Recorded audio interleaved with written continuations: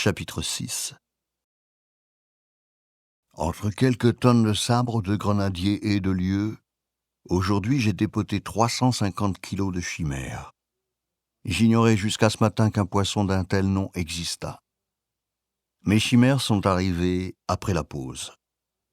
Drôles de poissons avec 2 belles nageoires en bas du ventre pouvant ressembler à des ailes. Peut-être que leur nom vient de là. Ou non. Ça a suffi à mon bonheur de la matinée. Me dire que j'avais dépoté des chimères. Ce 31 après-midi, je passe à l'agence d'intérim récupérer mon acompte vu que nous sommes réglementairement payés le 11 du mois suivant. L'acompte s'élève au maximum à 75% du temps travaillé. Les ressources humaines de l'usine n'ont pas encore validé mes horaires de ma dernière semaine de travail, soit payé 50% de ce que j'escompte. Une chimère de plus.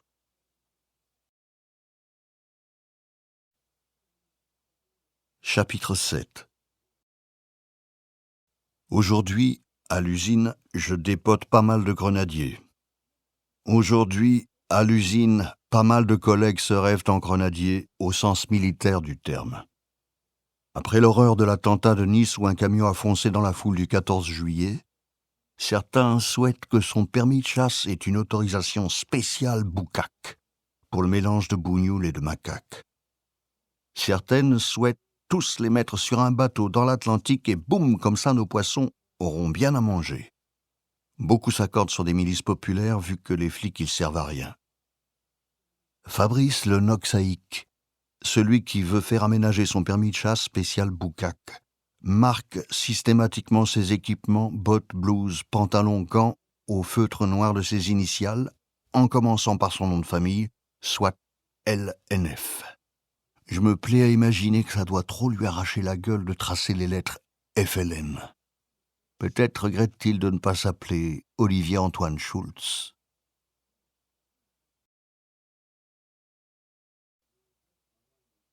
Chapitre 8. J'ai trouvé une mission d'1 petit mois dans mon secteur originel d'activité. Et pour la première fois de ma vie, je serai chef. Enfin, de même qu'on ne dit plus ouvrier mais opérateur de production, je ne serai pas chef mais personne ressource. En l'occurrence, d'une dizaine de séjours de vacances adaptés pour personnes en situation de handicap. On ne dit plus handicapé, ni encore moins mongolitos, sur un vaste territoire allant de Paris à la Belgique. La voiture de fonction, les hôtels et les notes de frais quand tout va bien. La route à n'en plus finir si un problème survient à 600 bornes de là où je me trouve. Mais là n'est pas l'histoire. Aujourd'hui, j'avais une formation dans un bled paumé du Kerbrès, le centre du trou du cul du monde de la Bretagne, pour préparer ma chefitude et rencontrer mes futures équipes de responsables de séjour et d'animateurs. Autant dire que passer du rythme de l'usine à celui des travailleurs sociaux en une nuit, c'est comme passer d'une certaine vision du travail à une autre vision du travail au sens plus marxiste du terme. Le café, la clope, une pause, le café, une clope. Échanger avec les collègues, la clope, un café, tout ça, une pause. Les crevettes, les bulots, les crevettes, les cartons, les autres cartons, encore ces foutues crevettes, attendre que le chef te donne ta pause, reprendre les crevettes, les bulots, les crevettes. Dans les deux cas, la subordination et la vente de ma force de travail. Ma place de semaine d'ouvrier soumis, ce samedi, celle de futur chef induit. Une de mes futures collaboratrices, dégaine de hippie de retour des vieilles charrues, aux cheveux aussi roulés que ses clopes, demande à me voir quelques instants à part. « Alors tu seras ma personne ressource ?» ?»« Oui. » »« Non mais tu vois, moi je crois vraiment que les vacanciers, il faut qu'ils passent des bonnes vacances parce que c'est leurs vacances quand même. Parce que, regarde, nous quand on passe pas des bonnes vacances, c'est pas des vraies vacances. Il y a des samedis où tu regrettes de ne pas vendre ta force de travail pour des crevettes et des bulots qui, elles et eux, au moins, ne causent pas trop.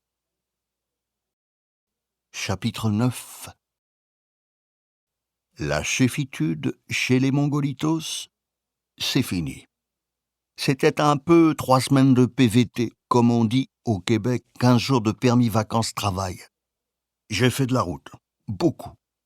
Je pensais aux conscrits des 100 villages d'Aragon, des chapelets de clochers, de noms mélodieux de pays égrenés, de la Normandie à la Belgique en passant par le Nord-Pas-de-Calais. Je n'arriverai jamais à dire Hauts-de-France. J'en ai vu des bleds et des routes, moins des gens.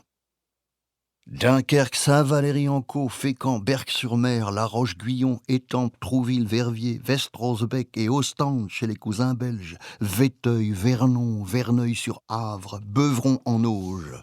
Une France de sous-préfecture, de place centrale avec des pavés et des maisons à colombages, des beffrois flamands. Le souvenir des guerres, celle de 14. Passindal, la Somme, Péronne, la course à la mer, Ypres, où je n'ai pas pu entendre la sonnerie aux morts quotidienne de 20 heures, tous les cimetières anglais, canadiens, même indiens et maoris aperçus de loin, because la route à faire. Celle de 39 en Normandie, plutôt 44 donc.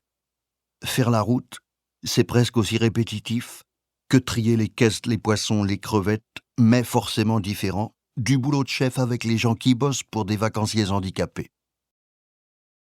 Je n'ai rien à en dire de la route, guère plus.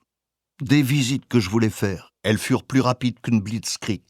Étretat, Giverny, Honfleur, carte postale d'où surnagent des fleurs au jardin de Monet.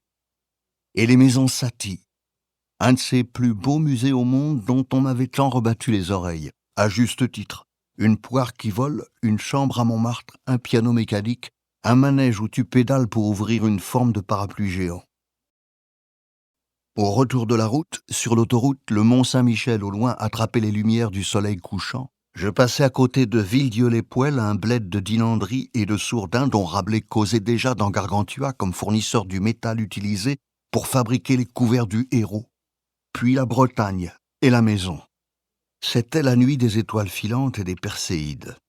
À l'Orient, en rentrant, les fins de bignou du festival interceltique, un feu d'artifice au loin. Je regardais le ciel en formulant des vœux.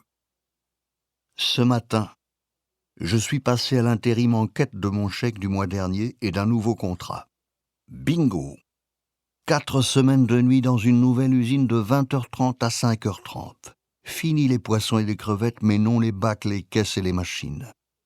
Je rembauche avec joie, même si le stress de la nouvelle usine est déjà le regret de mes poissons et mes crevettes. Que vais-je produire ? Je n'ai rien produit avec mes vacanciers handicapés.